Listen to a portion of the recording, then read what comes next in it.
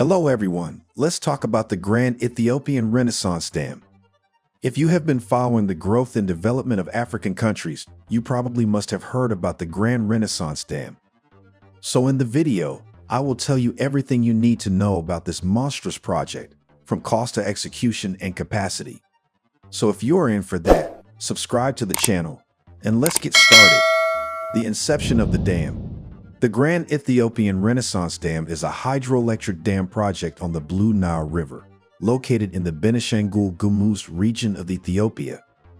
The idea for the project originated in the early 20th century, with the first feasibility study conducted in 1964. However, the project did not gain much traction until the 2000s when Ethiopia began to prioritize infrastructure development and renewable energy production. On 31 March 2011, the project was made public and the contract was awarded without competitive bidding to Italian company Salini Imprigilo, now known as WeBuild. The dam's foundation stone was laid on 2 April 2011 by Prime Minister Meles Zenawi. A rock-crushing plant was constructed, along with a small airstrip for fast transportation. The expectation was for the first two power generation turbines to become operational after 44 months of construction, or in early 2015. The dam is a massive infrastructure project with a height of 175 meters, a length of 1.8 kilometers, and a total capacity of 74 billion cubic meters. The JERD is expected to generate 6,000 megawatts of electricity, making it the largest hydroelectric power plant in Africa and the 7th largest in the world. The JERD aims to provide Ethiopia with a reliable source of renewable energy, reduce dependence on fossil fuels, and contribute to the country's economic development. Ethiopia has one of the lowest rates of electrification in the world, with only 44% of the population having access to electricity. The JERD is expected to increase the country's electricity generation capacity by a significant margin, providing access to electricity for millions of Ethiopians. In addition to electricity generation, this dam also aims to provide irrigation to 500,000 hectares of land, allowing for increased agricultural production and food security in the region. The dam's reservoir will also provide opportunities for fishing and tourism, which could generate additional income for the region. Cost, financing, design, and execution. The Grand Ethiopian Renaissance Dam is estimated to cost close to $5 billion, about 7% of the 2016 Ethiopian gross national product. The lack of international financing for projects on the Blue Nile River has persistently been attributed to Egypt's campaign to keep control of the Nile water share. Ethiopia has been forced to finance the dam with crowdfunding through internal fundraising in the form of selling bonds and persuading employees to contribute a portion of their incomes. Contributions are made on the new official website confirmed by the verified account of the Office of the Prime Minister of Ethiopia. Of the total cost, $1 billion for turbines and electrical equipment were funded by the Exim Bank of China. The design changed several times between 2011 and 2019. This affected both the electrical parameters and the storage parameters. Originally, in 2011, the hydropower plant was to receive 15 generating units with 350 megawatts nameplate capacity each, resulting in a total installed capacity of 5,250 megawatts with an expected power generation of 15,128 gigawatt hours per year. Its planned generation capacity was later increased to 6,000 megawatts through 16 generating units with 375 megawatts nominal capacity each. The expected power generation was estimated at 15,692 gigawatt hours per year. In 2017, the design was again changed to add another 450 megawatts for a total of 6,450 megawatts. With a planned power generation of 16,153 gigawatt hours per year. That was achieved by upgrading 14 of the 16 generating units from 375 megawatts to 400 megawatts without changing the nominal capacity. According to a senior Ethiopian official on 17 October 2019, the power generation capacity of the Grand Ethiopian Renaissance Dam is now 5,150 megawatts, with 13 turbines down from 16 turbines.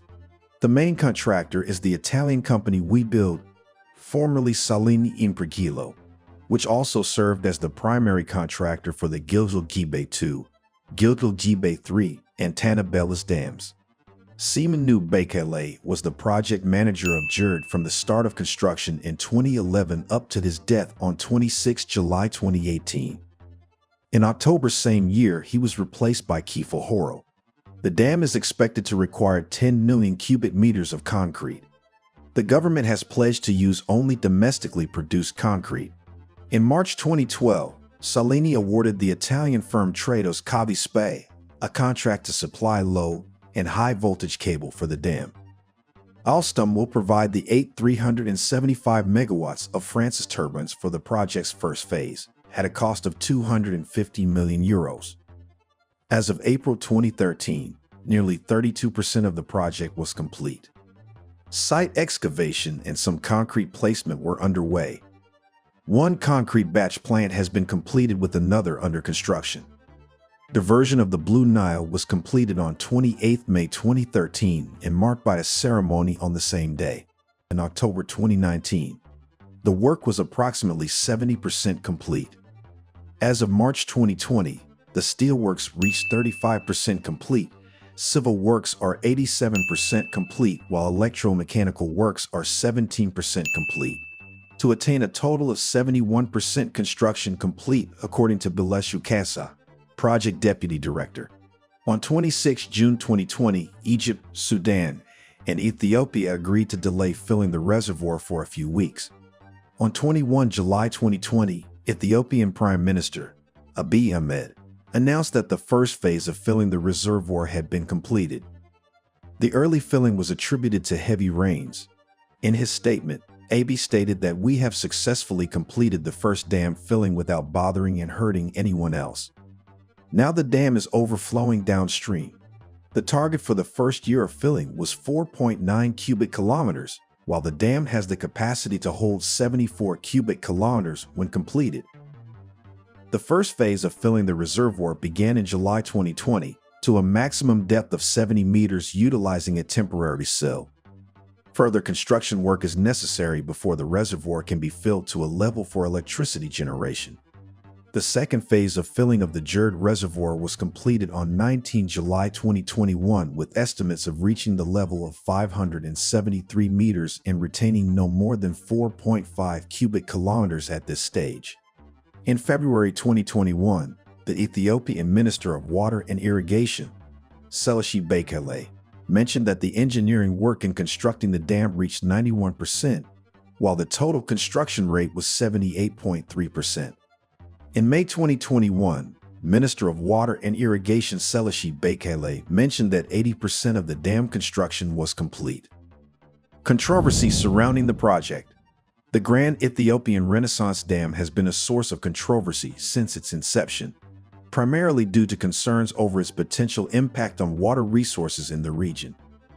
The Nile River is a shared resource, with Egypt and Sudan heavily dependent on it for irrigation, hydropower generation, and domestic water supply. Both countries have raised concerns that the project could reduce their share of the water, negatively impacting their agricultural production, energy generation, and public health. Egypt has been particularly vocal in its opposition to the project, with officials expressing concerns over the dam's potential impact on the country's water supply and national security. Egypt has called for a more extended filling period for the dam, which would minimize the impact on downstream countries and allow time for further negotiations. Sudan has been more supportive of the project, but officials have still expressed concerns over the potential impact on their water resources. Sudan has called for a mechanism to manage the water flow from the dam during periods of drought or low flow. Ethiopia has emphasized its right to use the Nile River's resources for its development and economic growth, but the country has also expressed a willingness to negotiate with downstream countries to find a mutually beneficial solution. The negotiations between Ethiopia, Egypt, and Sudan have been ongoing for several years, with various rounds of talks held under the auspices of the African Union.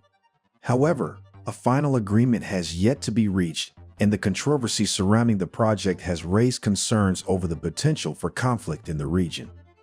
The project has also been the subject of geopolitical tensions, with some countries accusing Ethiopia of using the project to gain political leverage in the region.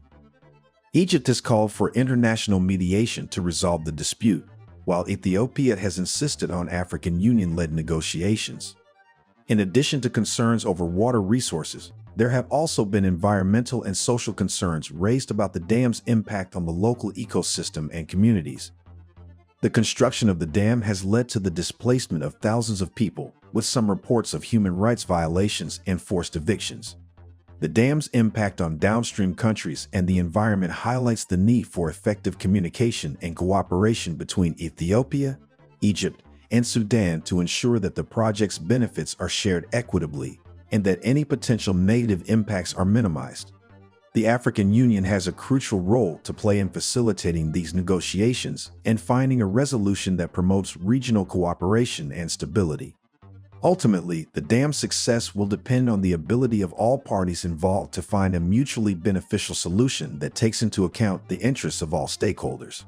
In conclusion, the Grand Ethiopian Renaissance Dam is a significant infrastructure project with the potential to transform Ethiopia's economy and improve the lives of millions of people in the region. However, the controversy surrounding the project highlights the need for effective communication and cooperation between the countries involved to ensure that the project's benefits are shared equitably and that any potential negative impacts are minimized. The Grand Renaissance Dam is a symbol of Ethiopia's aspirations for modernization and progress, but it must also take into account the concerns and interests of its neighbors to promote regional stability and cooperation. What are your thoughts? Let us know in the comments section below. Thanks for watching and subscribe for more entertaining videos.